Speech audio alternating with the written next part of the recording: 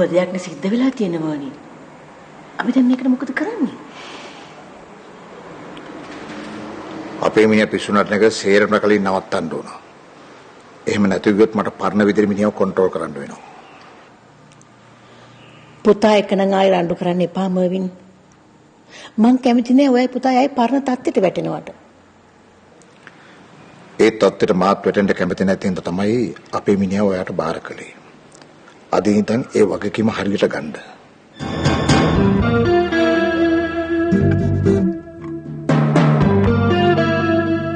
ඔයා දැන් මොකද කරන්න යන්නේ?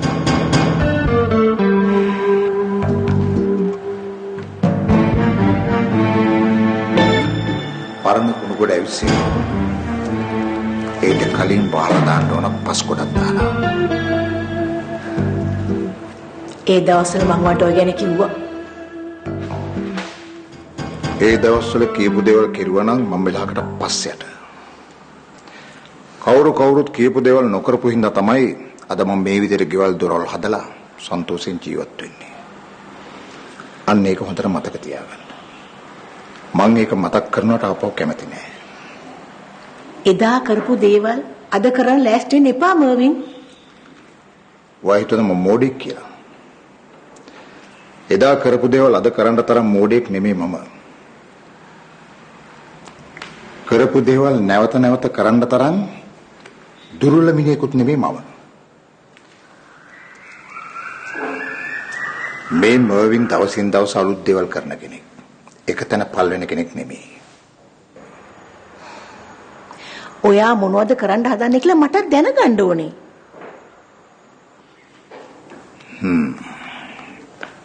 මං හදන්නේ ගෙදර ෆ්ලයින්ඩ්. මට අවශ්‍ය දේවල් කරගන්න ඕන තරම් මිනිස්සු ඉන්නවා.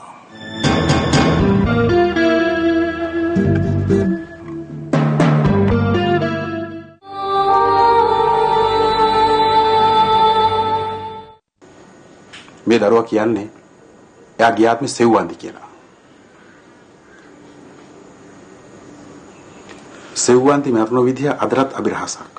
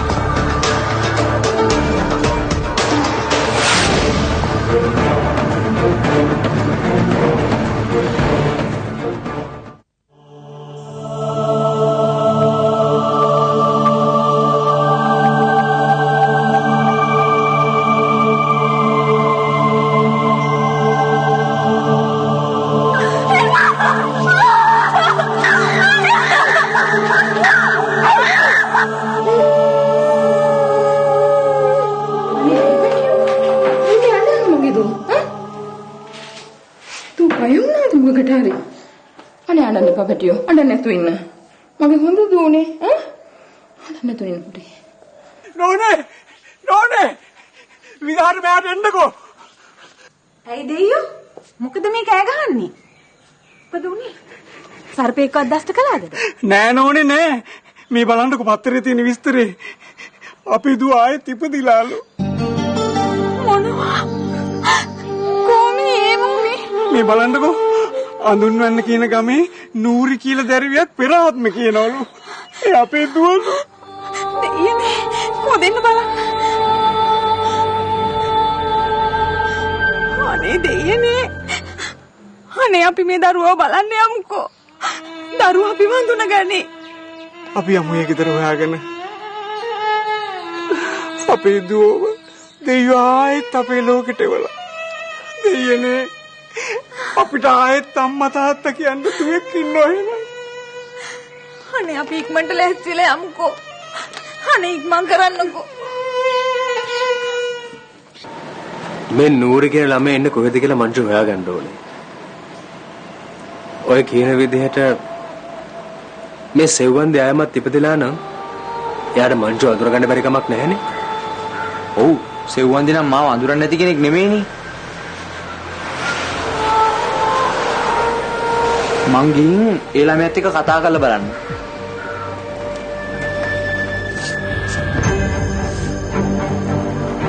සෙව්වන්දිට මොකද උනේ කියලා හොයාගන්න බැරුව මං කොයිතරම්නම් කාලයක් දුක් විඳලාද.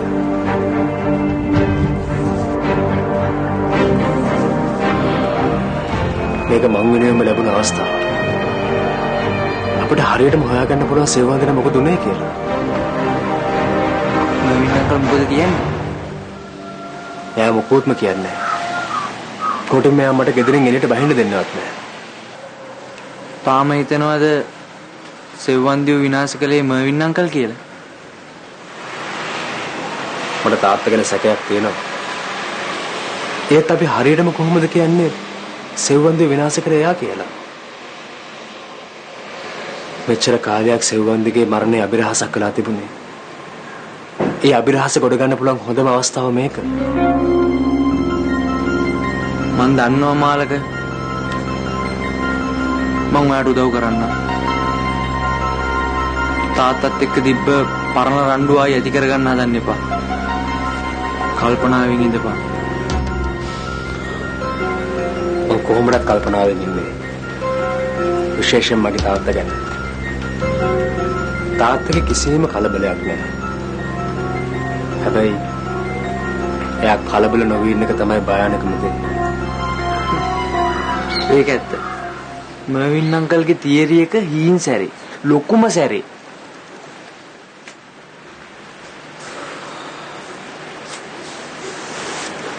එයා ගැන මං හොඳට දන්න නිසා තමයි මේ තරම් ඉවසගෙන පාඩුවේ ගෙදරටලා ඉන්නේ. මාලක ඔයා මේ හිටියා වගේ ඉවසගෙන ඉන්න. මර්වින් අංකල්ව කුලප්පු නොකර මං ගිහින් විස්තරي හොයාගෙන එන්නම්.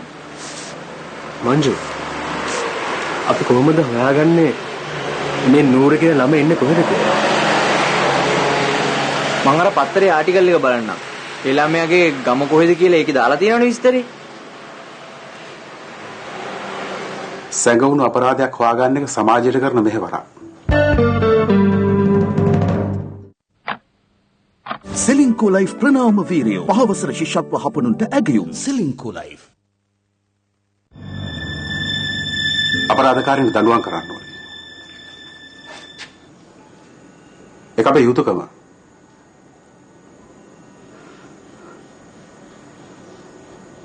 මේ දරුවා කියන්නේ එයා ගියාත්මේ සෙව්වන්දි කියලා. සෙව්වන්දි මරණ විදිය අදටත් අභිරහසක්.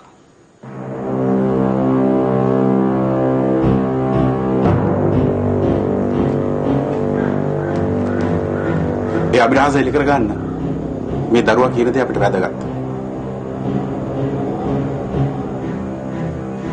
අපිට උදව් කරන්න.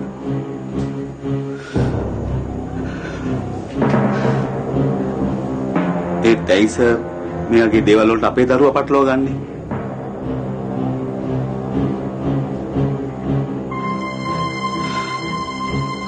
තුව සෙව්වන්දි කෙනෙක් ගැන කිව්වා. ඒ හරියටම කොහොමද දන්නේ ඔය සර්ලා කියන සෙව්වන්දි ගැන දුව කතා කරන්න කියලා? ඒ ගැන හරියටම දැනගන්න තමයි අපිට දුවගෙන් ප්‍රශ්න කරන්න ඕනේ කියලා කියන්නේ.